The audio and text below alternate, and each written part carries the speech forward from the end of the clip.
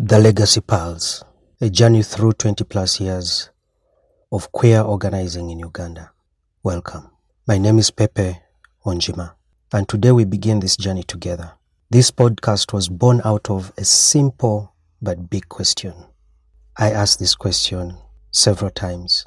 What does queer liberation look like? What does LGBTIQ liberation really look like? For those of us who have been in the struggle for over 2 decades, liberation has meant many things at different times. Survival, safety, visibility, love, belonging, moving from handouts to purchasing or buying power. This podcast is about looking back at where we started, the dreams we held, the risks we took, and how far we've come and how far we will go. The early organizing, what I would like to call whispers in shadows and seeds of a movement. When I think back to the late 1990s, I was a teenager, and the early 2000s, queer organizing in Uganda was fragile, almost invisible. It didn't look like movements we imagine today with banners, logos, registration, taxes, hashtags, and so on. It looked like whispers in shadows, in back rooms. It looked like a friend introducing you to another friend. Coded language in a phone conversation. We had those analog phones, the Nokia 628 and so on. And quiet meetings where trust had to be earned. We gathered whenever we could, in backyards, street corners, sometimes living rooms, in small bars like Dizzy Drop House in Intinda, Tikozi in Makerere, Al's Bar in Kansanga, and sometimes even church fellowships where the cover of prayer gave us safety. These were the days before NGO-nization, or NGOs and CSOs, before international attention. It was survival organizing. The risk was enormous. Police raids on neighbors that they suspected, tabloids listing schools that were suspected to breed homosexuals, and most of those schools were single schools. Arrests of people like Brenda, a transgender woman who was also a sex worker, beaten several times, kept all of us. It was like a notice or a signal or a message to anyone who looked like Brenda to keep away from the limelight, to not live their lives, or else they would be beaten or even killed. And yet we dreamed. And in early 2000, the organizing started to grow. From bars, drinking, playing pool, we started to dig deeper. Who are we? What are we here to do? Will we ever live longer than our teen and early 20s? What can we do differently? And organizations like Freedom and Roam Uganda were formed, led by tomboys and lesbian women. Freedom and Roam Uganda belonged to an organization called Spectrum Initiatives. Spectrum Initiatives came up about 2001, focusing on HIV, public health basically, and a friend at the time called Mike Ompaji convened a meeting. That's where Spectrum was born, and I was a member. 2002, 2003, Freedom and Roam comes up as a powerhouse. In 2004, we see Sexual Minorities Uganda being born as an umbrella body that dared to organize under one name. All organizations or people who were organizing maybe in silos came together and formed SMAG.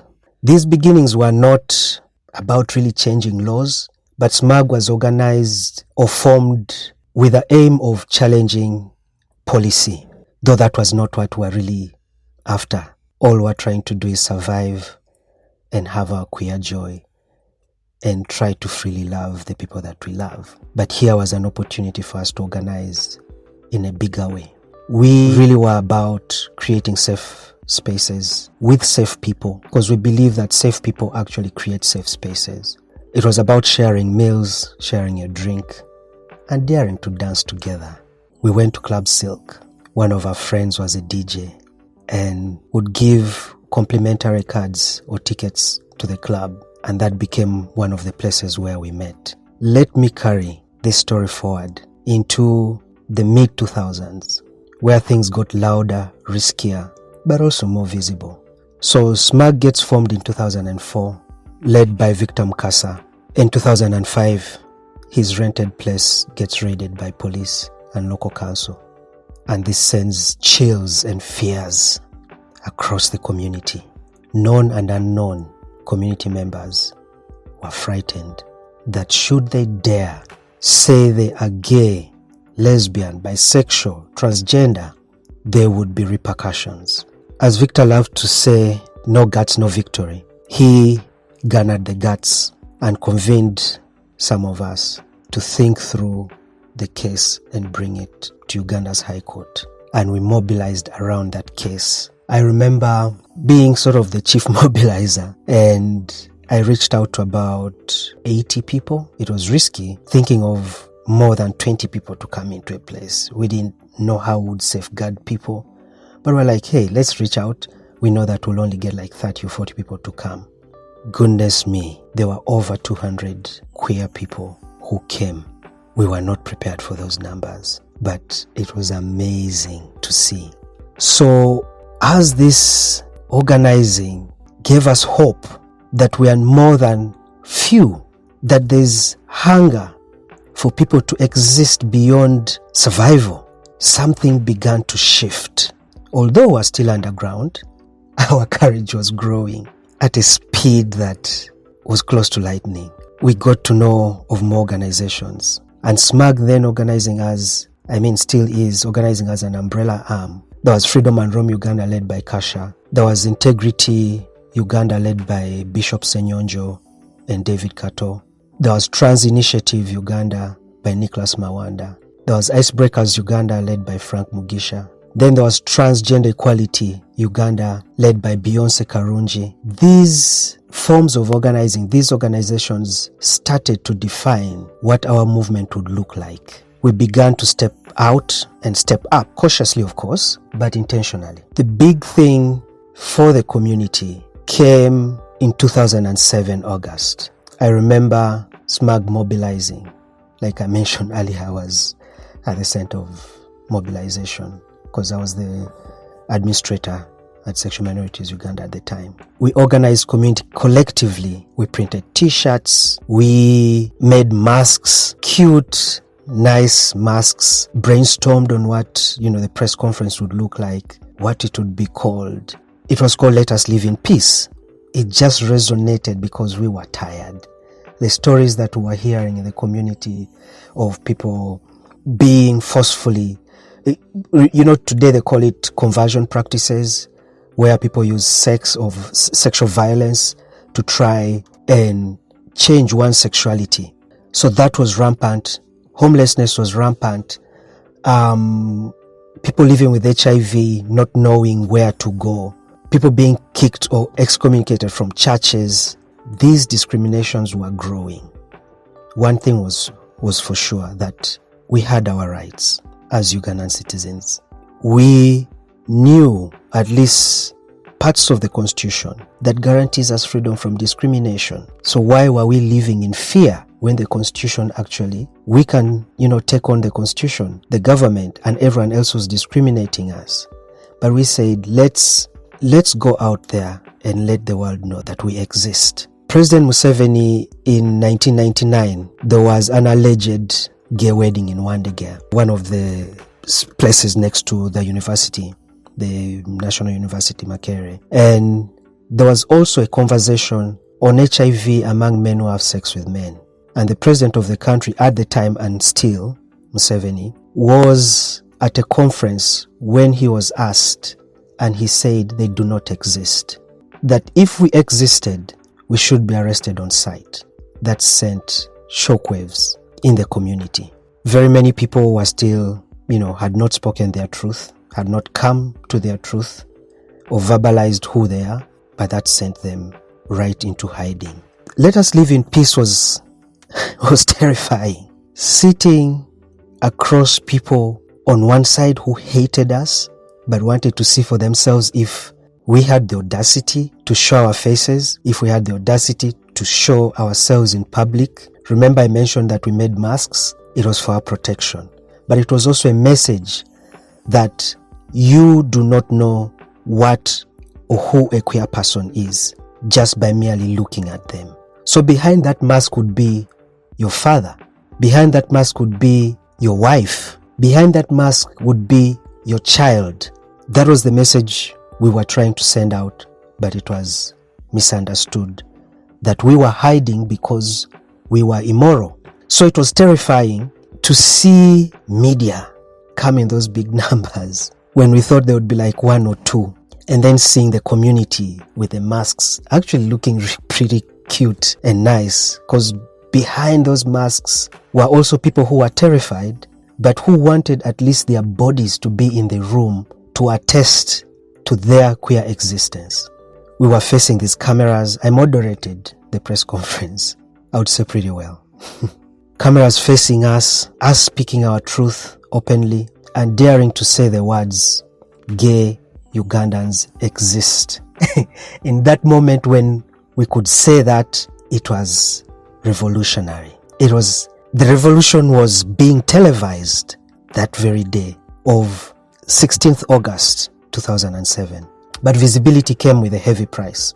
We saw organizing of anti-LGBTIQ plus coalitions coming up, tabloids splashing our pictures, our names, our addresses. Some were alleged addresses, some were real addresses. Nevertheless, it was dangerous. The red pepper, but media was awash with all this news. And the campaign lasted for 45 days. We went to radio stations, speaking our truth to power. Monitor published, I think, a couple of articles, and it was amazing to see those headlines about us. Along the way came Rolling Stone, the infamous Rolling Stone and Red Pepper. Rolling Stone had a different kind of vibe that was worse than Red Pepper, because the Rolling Stone in 2010 published photos, names, addresses of alleged homosexuals under the headline, "Hang them." And "hang them" was so bold, it would be the first thing you see. And among those who were pictured on the front page was David Cato. After we won the case, Kasha, David and myself sued the Rolling Stone. We got victory the next year in 2011 in January. And David was brutally murdered in his home in Mukono that very month on 26th January 2011. His death was a breaking point for the movement, at the same time a turning point for the movement. Our core was shaken, but we knew that we could not turn back. We knew that we could not hide. Hiding was over. Yes, we were scared. I had death threats to myself and Kasha as the plaintiffs. In the case, we were receiving death threats. So with David gone, we knew that we were next. That was pretty horrifying. The anti-homosexuality bill at that time was also looming like a dark cloud over everything we did. It was introduced in 2009. We mobilized and formed a coalition of civil society organizations for human rights and constitutional law. We fought the law in parliament. We went to parliament to challenge the law. When it was signed by the president, we went to court, further challenging the law. We were in courts, we were on streets, we were on media, and in the global arena. We carried our story to the world to build solidarity across movements, women rights movements, human rights movements, legal movements, faith-based movements, across different movements. The issue became bigger than us. It was an international issue. It was a national issue. It was a regional issue. Further forward, 2012, Kasha dared to dream and pulled us into the dream, and we organized the first Pride March at Lake Narubale, colonially called Lake Victoria.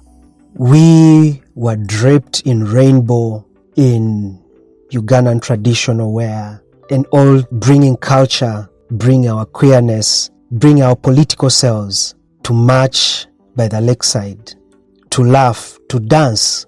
That mixture of joy and danger was so exciting. And indeed, as we raised our flags, raised, our voices, our hearts, our joy, just in that moment of all that danger and all that joy, of course the police raided the Pride event.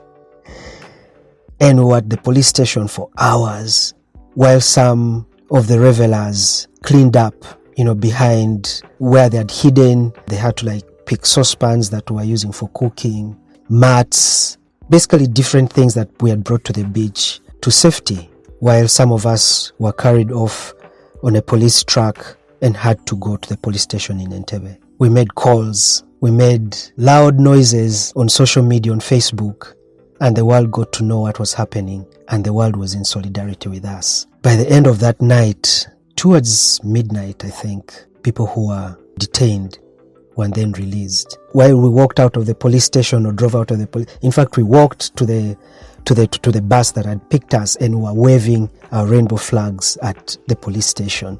It was still victory for us. It was a successful, exciting first Pride in Uganda. The following years, we had people come from Kenya, Tanzania, Rwanda, the US, and other parts of the world to join us for our subsequent Pride parades, until this went on for 4 years, and it was never short of police drama. That danger kept on looming over us.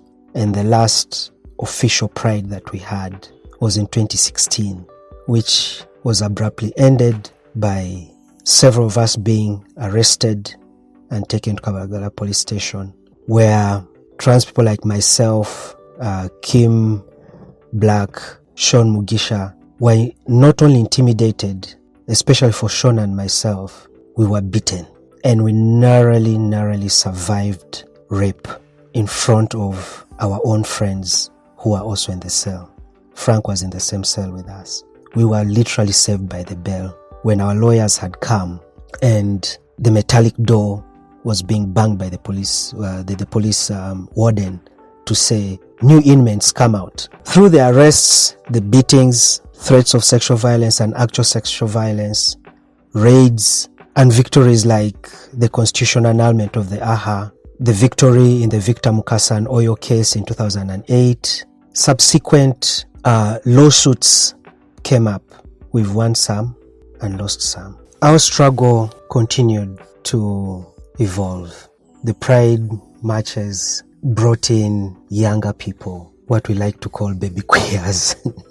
Young people are coming to Pride. And to our shock, it was not like something that was advertised due to safety. But as you remember when I was starting this conversation, that there was the aspect of a friend introduces you to a friend, and another, and another, and another, and another. And so we had already moved. I mentioned the court cases. The court case like in 2006, Let Us Live in Peace. We've moved now from back rooms, backyards, silence, to having voice and sustaining the voice. We were now in boardrooms. We were in the press. We were in courtrooms. We were at the UN. We were at African Commission. We were in different spaces now. Advocacy was gaining ground.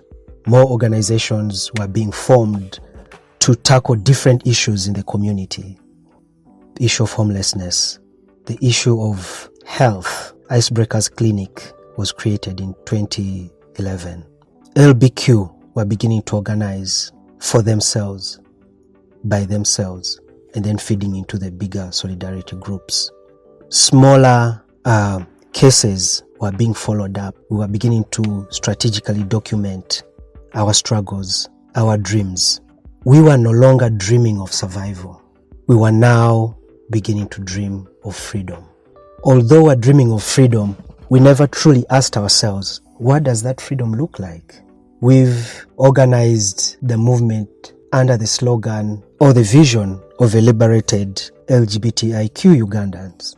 But truly, we did not dare to describe what that freedom looked like. We had gained international attention. We were receiving donor support, and we were beginning to tackle head-on the challenges of our visibility. With donors came a different type of organizing, because there were terms and conditions to how funding the movement looked like. We now had to move from the movement style, collective organizing, impromptu organizing, spontaneous, joyful organizing, to NGO style of organizing, where there has to be an executive director and all these titles. There's a shift to professionalism, a shift from community philanthropy to donor dependency. The community philanthropy looked like one queer person offering a place to stay to another queer person who did not have where to stay. It looked like getting food and sharing that food, having money only to buy one beer and sharing that beer. Smoking was quite rampant then. It's like having a cigarette and sharing that cigarette. And that shifted from sharing the little resources we had to now sort of individualization, where, I'm getting resources for my organization. I'm getting resources to do my thing. And along the way, conflict grew over resources. We were no longer actively practicing mutual giving or mutual care.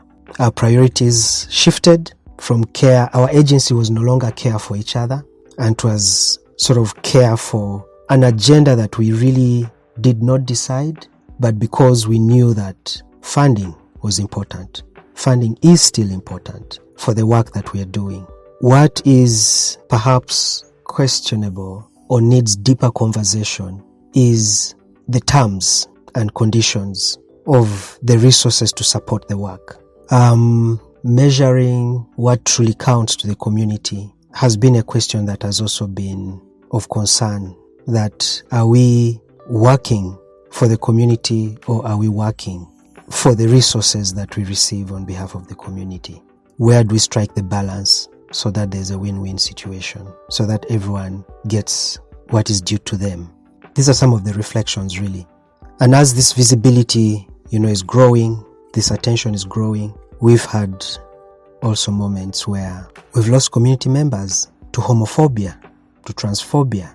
I would do a disservice to begin to mention names, because I will definitely leave out some names because I either do not know or in this moment I have forgotten. But I do want to acknowledge and bring into this legacy pulse the memories of Abe, who succumbed to AIDS, a trans woman, of David Cato, who was brutally murdered in his home that was open to LGBTIQ persons for refuge, and many queer folk that have been brutally violated and eventually lost their lives. I also want to bring into this legacy pulse community members who have had to flee the country, who are either safe, mentally, physically. Some are physically safe but mentally not safe, but they continue to exist outside of this country. That this legacy pulse does not exclude them, because these are our stories. They are our tears, our victories, our joys, and our fights as we continue to envision the freedom that we've dreamt of, the liberation that we've dreamt of. One thing is for sure, we are no longer whispers. We are no longer whispers. The priorities back then, as I mentioned, was really survival, safe spaces, food to eat, cloth on your back. Today's priorities range from economic empowerment, political participation, and mental wellness. Our baby queers are louder on social media, especially TikTok. And as an older queer person, as I worry when I see the videos that, this person is going to be attacked because they are strange and weird homophobes and transphobes on these same platforms, targeting our community members for extortion of sex, extortion of money or property. So I worry when I see the baby queers on social media living their best life. But above that worry, the worry is actually less. If you do the 80-20, my worry is 20%. 80% is joy. Because when I was their age, I wanted to live loud. And my youth has been invested in the movement. And yes, of course, I've had my moments of living out loud, proud and loving openly, and just being who I am, which in a way has been also my gift and my investment to the movement. So when I see the baby queers living their lives, boy, oh boy, I am happy. There are different demands these days. There are different tools of survival. There are different tools of activism. The digital era has provided different communities, both urban, rural, actually including the peri-urban. Liberation today is about thriving, not just surviving. It's about having jobs, having homes, having love lives, having futures that are free from fear. And it's important to note that in all this storm, why are we even bothering to have legacy pearls? It's to bring memory. It is to bring and build legacy. It is to sustain legacy of our movement, legacy of our leaders. We shall not be erased is literally what we are saying. That documenting our history is important. It's very critical and crucial for younger activists to know where their story began. We do have individual stories, but where did the collective story begin? Where did this language of LGBTIQ come from?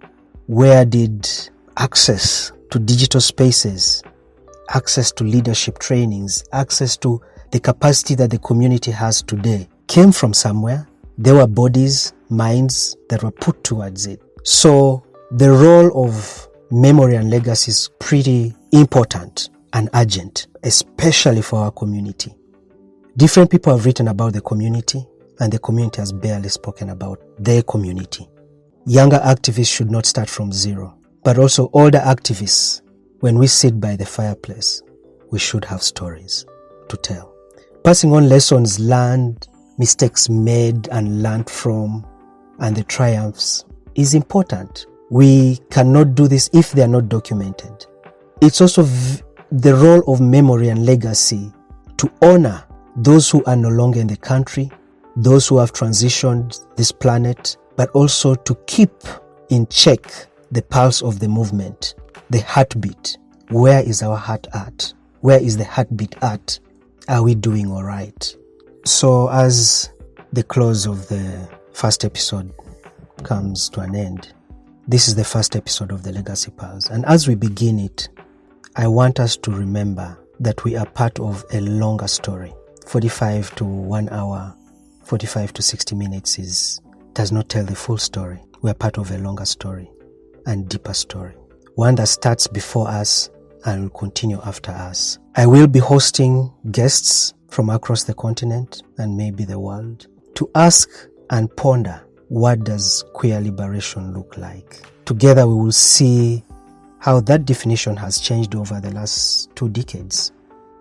For me, liberation has been a journey from fear to courage, from invisibility to claiming spaces and creating safe people and safe spaces. And I hope that you listen and you too will see yourself in this story in the different episodes coming. So what does queer liberation really look like? Ask yourself and engage us on our socials on what it looks like for you. Liberation looks like safe housing owned by us, built by us, or paid for by us, chosen families, laughter in public, courage in public, celebrating and also commemorating heartbreaks and pondering on hope. Most of all, liberation is the refusal to disappear, the refusal to shrink, the refusal to be erased. As we continue this journey on the Legacy Pulse, I invite you to carry these stories with you, that even in the darkest times, we keep building and dreaming and dancing, because our liberation is not a single destination. It may look fragile and fierce at once. Do not be afraid of that. From whispered meetings in the 1990s, early 2000s, to court victories against tabloids, against government, waving rainbow flags at Pride in Entebbe, surviving the weight of repressive laws like the Anti-Homosexuality Acts, both 2014 and 2023, may we keep dancing. From a song from the Bob Marley and the Wailers, Bop Till You Drop. Basically, live your life, find that joy, find that love, the heartbeat of the movement that refuses to stop. This is the Legacy Pulse, and I'm Pepe. Thank you.